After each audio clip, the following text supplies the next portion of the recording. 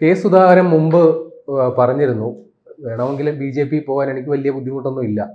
ഇപ്പോൾ സീറ്റ് നിഷേധിക്കപ്പെടുന്ന ഒരു സാഹചര്യത്തിൽ അദ്ദേഹം BJPയുമായിട്ട് രഹസ്യ ചർച്ചകൾ നടത്തി, ചില നീക്കുപോക്കുകൾ ഉണ്ടായി.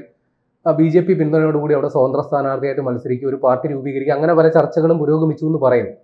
BJPയുമായിട്ട് തുറന്ന സഹകരണത്തിന് തയ്യാറായി നിന്ന സുധാകരൻ ഇപ്പോൾ UDFന്റെ ഔദ്യോഗിക സ്ഥാനാർത്ഥിയായിട്ട് വരുന്നു. അങ്ങനെയുള്ള സുധാകരനെ വിജയിപ്പിക്കേണ്ട ബാധ്യത കോൺഗ്രസ് ഏറ്റെടുക്കുമോ? ഈ പണ്ട് കാലുമാറ്റം, കൂറുമാറ്റം, കാലുവാരൽ എന്നൊക്കെ നടന്നിട്ടുള്ളത് പോലെ സുധാകരനെ കണ്ണൂരിൽ കാലുവാരുമോ?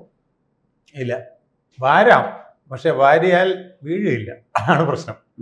വാരാൻ ചിലരൊക്കെ നിൽക്കും, പക്ഷെ വാരുന്നവനെ വാരിക്കുന്തം വെച്ച് കീറുന്ന ആളാണ് സുധാകരൻ. സുധാകരന് കണ്ണും മൂക്കും കുറച്ച് കൂടുതലാണ്.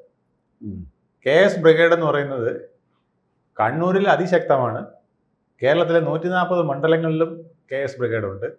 പിന്നെ മലയാളികൾ എവിടെയുണ്ടോ വിദേശങ്ങളിൽ, അവിടെയും KS ബ്രിഗേഡ് ഉണ്ട്. അതൊക്കെ സുധാകരൻ എവിടെ ചെന്നാലും 10 പേര് അവിടെ കൂടും. മദ്രാസിൽ ചെന്നാൽ പോലും ഉണ്ട്. അദ്ദേഹം ഗൾഫ് നാടുകളിൽ പോയാൽ വലിയ ആൾക്കൂട്ടമുണ്ട്. KS ബ്രിഗേഡിനെ എല്ലായിടത്തും അദ്ദേഹം നിലനിർത്തിയിട്ടുണ്ട്. അപ്പോൾ ഒരു തലവേദന കൂടി ഇപ്പൊ വരികയാണ്. ഒരു തലവേദന പൂർണ്ണമായിട്ടും വന്നു എന്ന് വേണമെങ്കിൽ പറയാം. യഥാർത്ഥ ക്യാപ്റ്റൻ ഞാനാണെന്ന് സുധാകരൻ തെളിയിച്ചിരിക്കുന്നു. അപ്പം ഇപ്പോൾ മുഖ്യമന്ത്രിയാകാൻ വന്ന ക്യാപ്റ്റന്റെ തൊപ്പി സുധാകരന്റെ തലയിൽ സുധാകരൻ എടുത്തു വെച്ചു. അത് കോൺഗ്രസിന് ഒരു കുരിശാണ്, അല്ലെങ്കിൽ കോൺഗ്രസിൽ മുഖ്യമന്ത്രിയാകാൻ കൊതിച്ചവർക്ക് തൽക്കാലത്തേക്ക് ഒരു കുരിശാണ്. ഇപ്പൊ VD Satheesan, Ramesh Chennithala, K Sudhakaran, KC Venugopal, ഇങ്ങനെയൊക്കെയാണ് പറയപ്പെടുന്നത്. ഇതൊന്നും പറ്റിയില്ലെങ്കിൽ അവിടെ ലീഗിന്റെ കുഞ്ഞാലിക്കുട്ടിയും റെഡിയാണ് മുഖ്യമന്ത്രിയാകാനായിട്ട്. അത് നടക്കില്ല. അങ്ങനെയാണെങ്കിൽ ഈ തെരഞ്ഞെടുപ്പിൽ UDF അതിജീവിക്കുമോ? UDF അതിജീവിക്കും. കാരണം ഇപ്പോൾ കോൺഗ്രസിനും UDFിനുള്ളൊരു ഗുണമെന്ന് പറഞ്ഞാൽ, ഈ കലക്ക വെള്ളത്തിലാണ് അവർക്ക് മീൻ പിടിക്കാൻ കൂടുതൽ ഇഷ്ടം. അവർ തെളിഞ്ഞ വെള്ളത്തിൽ പിന്നെ ഇലക്ഷൻ നടത്തിയാൽ അവർക്ക് വോട്ട് കുറയുള്ളൂ. ഇതുപോലെ പ്രകമ്പനങ്ങൾ ഉണ്ടാക്കിക്കൊണ്ട്, പ്രകോപനങ്ങൾ കൂടുതൽ സൃഷ്ടിച്ചുകൊണ്ട്, അങ്ങോട്ടും ഇങ്ങോട്ടും ചെളിവാരി എറിഞ്ഞുകൊണ്ട് ഒക്കെയാണ് ചെയ്തിട്ടുള്ളത്. പണ്ട് K കരുണാകരനും ആന്റണിയുമായിരുന്നു. അവർ തമ്മിൽ പരസ്പരം ചക്കളത്തി പോര് നടത്തും. 2 ഗ്രൂപ്പായിട്ട് 2 സ്ഥലത്തേക്ക് നിൽക്കും, സ്ഥാനാർത്ഥികളെ പ്രഖ്യാപിക്കും, പിന്നെ അന്നേരം അടിക്കും, തൊഴിക്കും. അവസാനം K കരുണാകരൻ ഇതേ ഇരുന്നോട്ടെ എന്ന് പറയും. K കരുണാകരൻ മാറിയാൽ അന്നേരം ഉടനെ തന്നെ ആന്റണി വന്നോട്ടെ എന്ന് പറയും. അവർ തമ്മിൽ ഈ ഒരു കളി ഇങ്ങനെ നടത്തിക്കൊണ്ടിരുന്നതാണ്. പക്ഷേ ഒരു അണ്ടർസ്റ്റാൻഡിങ് ഉണ്ടായിരുന്നു. പക്ഷെ ഇപ്പൊ അണ്ടർസ്റ്റാൻഡിങ് ഇല്ല.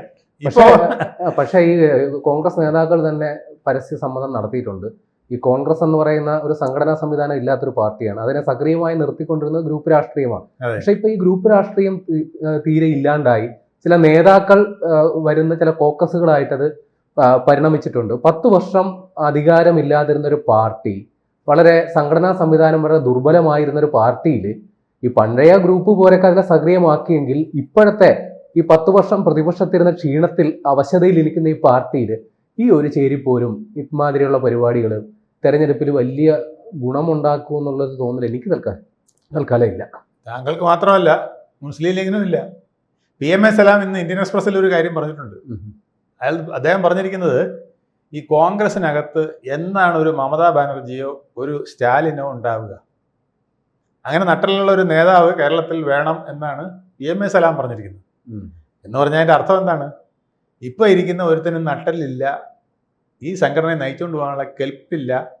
ഞങ്ങൾ മുസ്ലിം ലീഗൊക്കെ വിചാരിക്കുന്നുകൊണ്ടാണ് ഇതിങ്ങനെ നടന്നു പോകണമെന്നല്ലേ പറയുന്നത്, പറയാതെ പറയുന്നതല്ലേ. ആ വിധത്തിലേക്ക് കോൺഗ്രസ് മാറിയിരിക്കുന്നു എന്നുള്ളതാണ്. അത് നമ്മുടെ കഴിഞ്ഞ തവണത്തെ തദ്ദേശ സ്വയംഭരണ സ്ഥാപനങ്ങളിലെ തെരഞ്ഞെടുപ്പ് കണ്ടാൽ അറിയാം. UDF വൻ വിജയം കൊയ്തു എന്ന് പറയുന്നില്ലേ? എവിടെയാണ് കൊയ്തിരിക്കുന്നത്?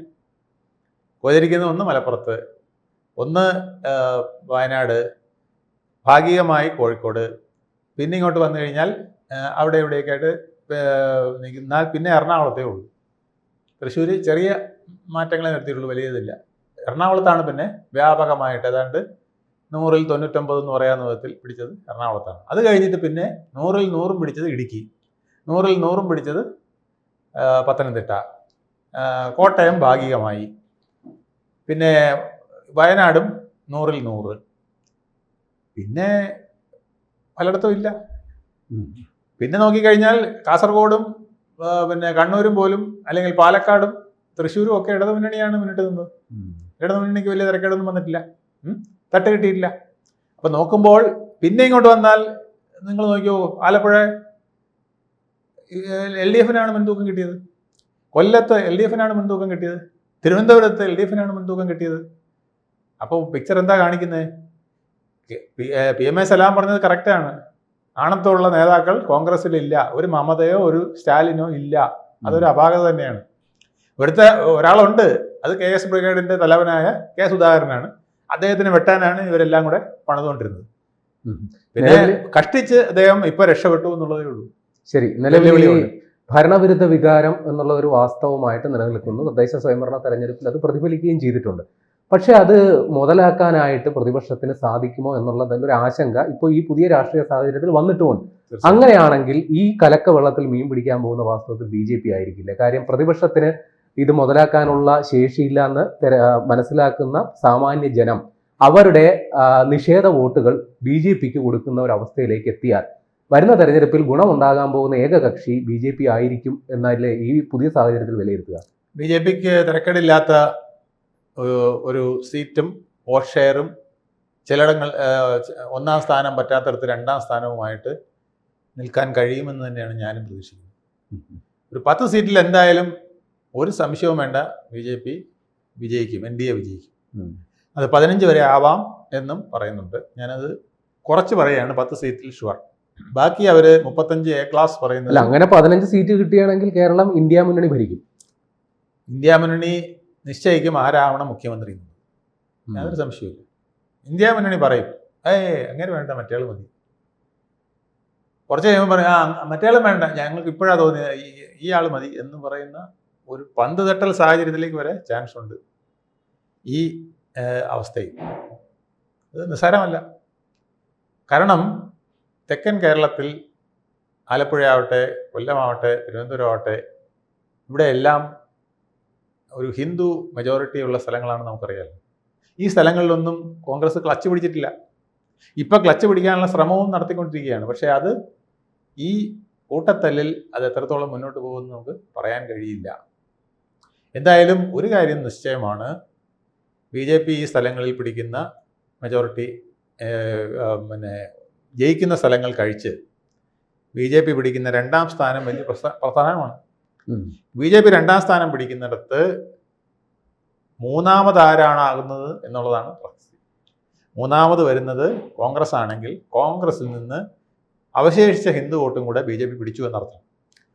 3ാം സ്ഥാനം വരുന്നത് LDF ആണ് എങ്കിൽ LDF-ൽ നിന്ന് കൂടുതൽ ഹിന്ദു വോട്ടുകൾ BJP പിടിച്ചു എന്നർത്ഥം. അപ്പോൾ അത് വളരെ നിർണായകമാണ്. BJP 1ാമത് എത്തുന്നതിനേക്കാൾ നിർണായകമാണ് BJP 2ാമത് എത്തുന്ന സ്ഥലങ്ങൾ. അവിടെ ആര് 3ാമത് പോകും? 3ാമത് പോകുന്നവൻ കേരളം ഭരിക്കില്ല. 1ാമത് വന്നാലേ കേരളം ഭരിക്കുള്ളൂ. ശരി, ഇപ്പോൾ K. സുധാകരന്റെ വിഷയത്തിലോട്ട് നമ്മൾ മടങ്ങി വന്നു കഴിഞ്ഞാൽ അദ്ദേഹം നിലവിൽ MP ആണ്. ഒരു സിറ്റിംഗ് MP എന്ന് പറഞ്ഞാൽ ഹൈറാർക്കി നോക്കുമ്പോൾ MLA-യേക്കാൾ ഉയർന്ന പദവിയിലുള്ള ഒരാളാണ്. അപ്പോൾ അദ്ദേഹത്തെ പോലെ ആ MP സ്ഥാനം ഇപ്പോൾ തിരഞ്ഞെടുക്കപ്പെട്ടാൽ സ്വാഭാവികമായിട്ട് രാജിവെക്കേണ്ടി വരും. അപ്പോൾ ഒരു ബൈ ഇലക്ഷൻ അടിച്ചേൽപ്പിക്കുന്നു എന്ന തരത്തിൽ ഇപ്പോഴേ സൈബർ പ്രചരണം തുടങ്ങിക്കഴിഞ്ഞു. അങ്ങനെ അധികാരമോഹത്തിന് വേണ്ടിയിട്ട് ഒരു ഒരു ഉപതെരഞ്ഞെടുപ്പ് വീണ്ടും അടിച്ചേൽപ്പിക്കുക, അത് ഇപ്പൊ കണ്ണൂരിൽ അദ്ദേഹത്തിന്റെ ഒരു സീറ്റ് ഉറപ്പിക്കാൻ പറ്റിയേക്കും. പക്ഷെ ബാക്കി മറ്റ് ജില്ലകളിൽ അതൊരു നെഗറ്റീവ് ഇമ്പാക്റ്റ് അല്ലേ വാസ്തവത്തിൽ ഉണ്ടാക്കുക? 2 വിധത്തിലാണ് കാണേണ്ടത്. ഒന്ന്, ചെറിയ നെഗറ്റീവ് ഇമ്പാക്റ്റ് ഈ പറഞ്ഞ പോലെ സൈബർ ഇടങ്ങളിലും അവിടെയൊക്കെ ഉണ്ടാക്കാമെങ്കിലും സുധാകരൻ എക്സ്പ്ലെയിൻ ചെയ്യുമ്പോൾ അത് മാറും. ഞാൻ പറഞ്ഞില്ലേ, സുധാകരന് കൊടുത്തിരുന്ന ഓഫർ അതാണ്. ആ ഓഫർ സൈലന്റ് ആയിട്ട് പാലിക്കാനുള്ള ബാധ്യത ഹൈക്കമാൻഡിന് ഉണ്ടായിരുന്നു എന്ന് തന്നെയാണ് അദ്ദേഹം പറയുന്നത്. അദ്ദേഹത്തിന് മുമ്പിൽ വന്നവരോടൊക്കെ ചോദിച്ചു, നിങ്ങൾക്ക് പറയാൻ പറ്റുമോ എനിക്ക് സീറ്റ് തരൂല്ല എന്ന് പറഞ്ഞിട്ടുണ്ടോ? തരുമെന്നല്ലേ പറഞ്ഞത്. ഞാൻ KPC പ്രസിഡന്റ് സ്ഥാനം രാജിവെച്ചപ്പോൾ നിങ്ങൾ പറഞ്ഞത് ഒരു സംശയവും ഇല്ല, കണ്ണൂർ സുധാകരൻജിക്ക് തന്നെ, KS-ന് തന്നെ അതെടുത്തോളൂ എന്നല്ലേ പറഞ്ഞത്. അപ്പോൾ ഇപ്പോൾ എന്താ മാറിയത്? ഇപ്പൊ ചുരുക്കി പറഞ്ഞാൽ ഹൈക്കമാൻഡാണ് ഇവിടെ പ്രതികൂട്ടിൽ. കാര്യം കഴിഞ്ഞ ലോക്സഭാ തെരഞ്ഞെടുപ്പിൽ തന്നെ അദ്ദേഹത്തിന്റെ വിസമ്മതം പറഞ്ഞിട്ടും ഹൈക്കമാൻഡിന്റെ നിർബന്ധ ബുദ്ധിയാണ് അദ്ദേഹം വീണ്ടും പഠിക്കണമെങ്കിൽ താങ്കൾ നിൽക്കണം. കാരണം സുധാകരൻ പറഞ്ഞു എനിക്ക് ഇനി അങ്ങോട്ട് വരേണ്ട കാര്യമില്ല. സുധാകരൻ ഇതെല്ലാം കണക്കൂട്ടൽ കൂടുതലുള്ള ആളാണ്. ഈ MP ആയിട്ട് പോകുന്നത് എന്തിനാണ്? അവിടെ ഇരുന്ന് ഡെസ്കിലടിക്കാനായിട്ട് MP ആയിട്ട് പോയിട്ട് എന്താ കാര്യം? അവിടെ ഭരണം ഉണ്ടെങ്കിലല്ലേ MP ആയിട്ട് പോയിട്ട് കാര്യമുള്ളൂ. 2021 അങ്ങനെയാണ് പലരും 2019 ഇലക്ഷന് നിന്നത്. കുഞ്ഞാലിക്കുട്ടി അടക്കം MP ആയിട്ട് പോയി. എന്തിനാ പോയത്? ചെന്നാൽ കേന്ദ്രമന്ത്രിയാവും, രാഹുൽ ഗാന്ധി കുഞ്ഞാലിക്കുട്ടിക്ക് കാര്യം പ്രധാനമന്ത്രിയാവും. നേരത്തെ മനസ്സിലായി. കുഞ്ഞാലിക്കുട്ടിക്ക് കാര്യം നേരത്തെ മനസ്സിലായി. അല്ല, കുഞ്ഞാലിക്കുട്ടി ആദ്യം 19 പോയതാണ്. അതെ അതെ. 19 ഇവിടുന്ന് വേഷം കെട്ടി പോയതാണ്. കുഞ്ഞാലിക്കുട്ടി പോയി, ഇവിടുന്ന് കെ മുരളീധരൻ പോയി, ഇങ്ങനെ എല്ലാരും വേഷം കെട്ടി അവിടെ പോയത് എന്തിനാണ്? കേന്ദ്രമന്ത്രിയാ. അവിടെ പണ്ട് VP സിംഗിന്റെ കാലത്ത് 6 or 7 കേന്ദ്രമന്ത്രിമാരുണ്ടായിരുന്ന പോലെ ഞങ്ങൾക്കെല്ലാം ഇപ്പൊ ചെന്ന് കഴിഞ്ഞാൽ കേന്ദ്രമന്ത്രി സ്ഥാനം കിട്ടും എന്ന് പറഞ്ഞാണ് ഇവരെല്ലാം കേന്ദ്രത്തിലോട്ട് പോയത്. ഇപ്പൊ 2ാം ഊഴം രാഹുൽ ഗാന്ധി നരേന്ദ്രമോദിക്ക് കിട്ടുമെന്ന് ആരും പ്രതീക്ഷിച്ചില്ല. അത് രാഹുൽ ഗാന്ധിക്ക് ആയിരിക്കും എന്നാണ് ഉറപ്പിച്ചിരുന്നത്. പക്ഷേ ഉറപ്പിച്ചതുപോലെ നിന്നില്ല. കഴിഞ്ഞ തവണത്തേക്കാൾ കൂടുതൽ ഭൂരിപക്ഷത്തിന് ഒറ്റയ്ക്ക് മെജോറിറ്റിയുമായിട്ട് വൻ ഭൂരിപക്ഷത്തിൽ NDA വന്നു എന്നുള്ളതാണ്. ശരി. അപ്പൊ അത് ഒരു പാഠമായിരുന്നു 2024. അതുകൊണ്ടാണ് സുധാകരൻ പറഞ്ഞത് ഇനി ഞാൻ അങ്ങോട്ടില്ല. അവിടെ വന്ന് ഡെസ്കിൽ അടിക്കാനും നടുക്കളത്തിൽ ഇറങ്ങി നിന്ന് കൂവാനും ബാനർ പിടിക്കാനും ഒന്നും എനിക്ക് വയ്യ.